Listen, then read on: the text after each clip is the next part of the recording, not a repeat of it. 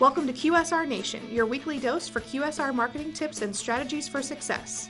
Here's your hosts, Josh Anderson, Beth Oots, and Anthony Pierce from the PFS Brands National Headquarters.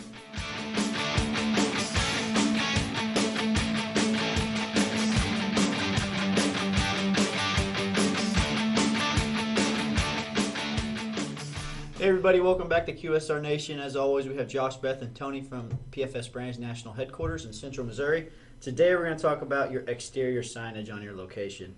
Obviously, this is kind of like the face of any food service thing you have inside, or even just your location in general. So with that, we'll let Beth kind of take it away and give you some examples and some tips. Awesome. Thanks, Josh. So one of the main things that you can do is, especially if you have a business within a business, you have to make sure that you have exterior signage. How is a customer going to know if you have a business within your business if you don't have any signage out there? So we always encourage you to get large outdoor signage, whether it's just on every exterior wall, whether it's view through vinyl that you can put on all of your windows that are going to entice customers through our products, or your normal, just your large marquee signs are going to be able to put and focus that whatever your franchise is, you need to make sure that every customer knows that business is located there.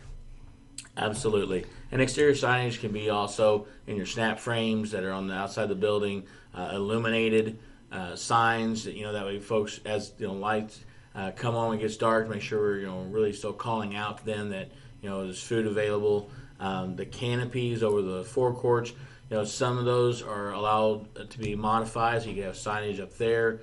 And any type, like Beth said, of the marquee stands where people are focusing on, if it's in a C-store or an area that has like a fuel price on there, just to have that moniker there so they know that there's a Champs or a Cooper's or your own private label that's inside. It's really important because as people are looking for that prominent, quick information, they're being exposed to the brand again as well, so they know that it's located there.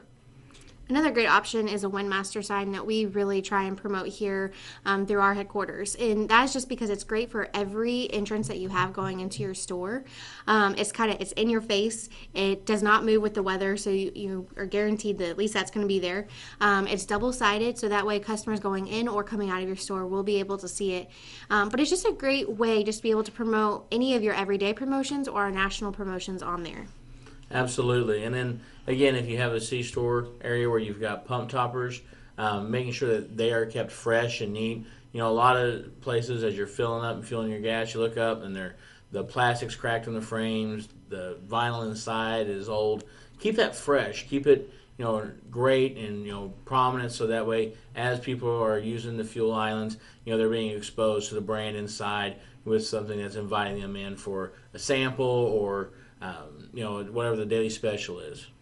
So what kind of tips do you give retailers about how much signage to put up? Do you go off like square footage? Is there such thing as too much signage? I mean, how do you really go about suggesting that?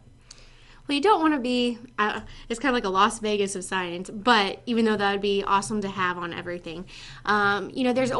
You can always cross that line of having too much, but for a lot of times with business within a business, as long as you have clean and clearly stated whatever businesses that you have there, that's what we're trying to go for. You want to have a clean brand. You want to have a readable brand.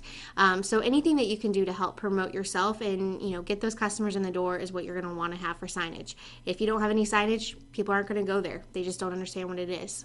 And different parts of exterior signage will appeal to customers at different stages of entering your area. So a large marquee is more visible for the outside person who's driving. Exterior feather flags that stick up and blow in the wind have lots of movement, so that, again, it's eye-catching to where it's a yard sign as they're getting closer to your parking area, to the view through once they're in the parking area. All those things continue to hone and bring the customer inside, but at the same time continually embedding an image of the brand that you've got available for them.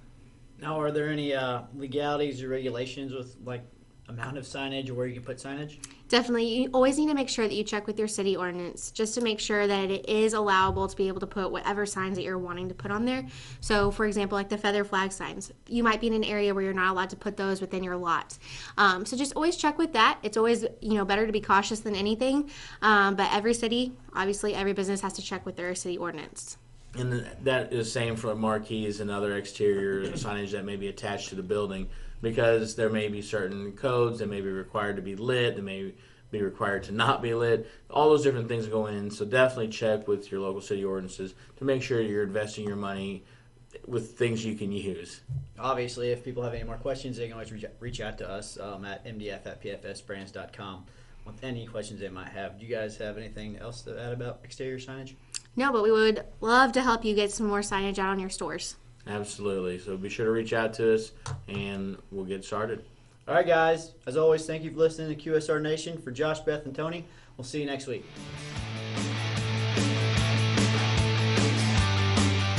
Stop by next week for another QSR Nation episode or visit pfsbrands.com.